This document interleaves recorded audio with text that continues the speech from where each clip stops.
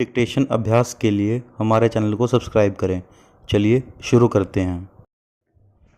गति लेखन संख्या 35 GD बीस्ट रेडी स्टार्ट।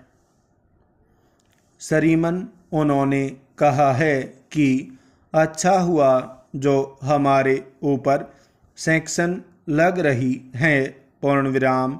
विदेशी लोग हमारे ऊपर सैंक्शंस लगा रहे हैं पूर्ण विराम।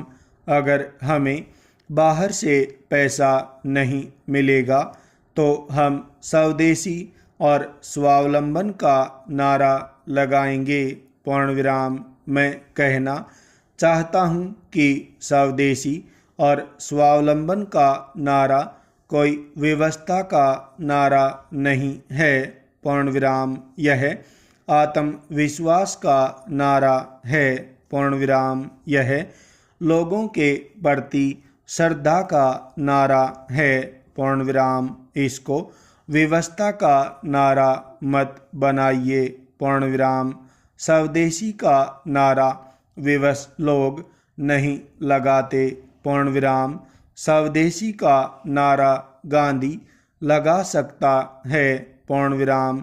स्वावलंबन का नारा वह लगा सकता है जो आदि धोती पहनकर गरीबों के साथ एकात्म करके उन करोड़ों लोगों को ब्रिटिश साम्राज्यवाद के खिलाफ खड़ा कर सकता था पूर्ण विराम। दोनों बातें नहीं चलेंगी पूर्ण विराम। एक तरफ उदारीकरण की नीति को चलने देने की बात कहते हैं और दूसरी ओर आप परमाणु बम विस्फोट की बात कहते हैं पूर्ण विराम। आप अमेरिका का मुकाबला करेंगे या दुनिया के बड़े देशों का मुकाबला करेंगे और विश्व बैंक को चुनौती देने की बात करेंगे और अंतर्राष्ट्रीय मुद्रा कोष की कोई परवाह नहीं करेंगे तो कैसे काम चलेगा पूर्ण विराम। एक और बम विस्फोट और दूसरी ओर उदारीकरण की नीति, ये दोनों बातें कैसे साथ चलेंगी पूर्ण विराम। यह किस राष्ट्र नायक की भाषा है प्रश्नवाचक। अगर आप जानते हैं कि हम बम विस्फोट कर रहे हैं, दुनिया के लोग सैंक्शन लगाएंगे तो उदारीकरण की बात छोड़िए पूर्ण विराम। तमाम दुनिया के देशों के सामने अपनी परिस्थितियों को रखें, अपने दृष्टिकोण को रखें, देश के लोगों को तैयार रखें पूर्ण विराम। हमारे मित्र ने अभी बड़े जोरों से कहा था कि अगर परमाणु बम विस्फोट के कारण हमारे देश पर सैंक्शन लगती है तो हम आपके समर्थन में खड़े हो जाएंगे पूर्ण विराम।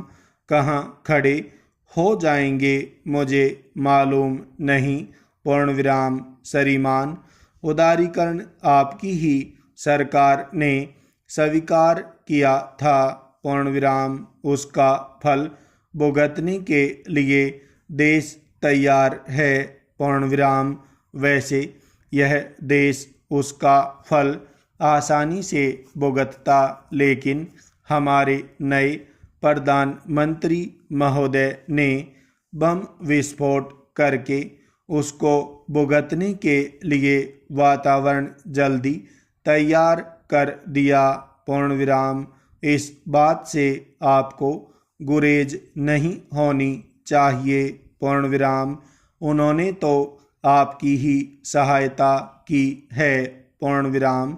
सभापति महोदय, हम लोग तो चले जाएंगे, लेकिन आने वाली पीढ़ियों को हम क्या छोड़कर जाने वाले हैं प्रश्नवाचक। इतनी जल्दी जल्दी काम करके हम स्वयं उसको भुगतना चाहते हैं। यह अच्छी बात नहीं है। पूर्ण विराम। इसी भ्रम में देश की जनता रह जाएगी कि शायद उदारीकरण से कोई बड़ी सफलता मिलेगी। पूर्ण विराम।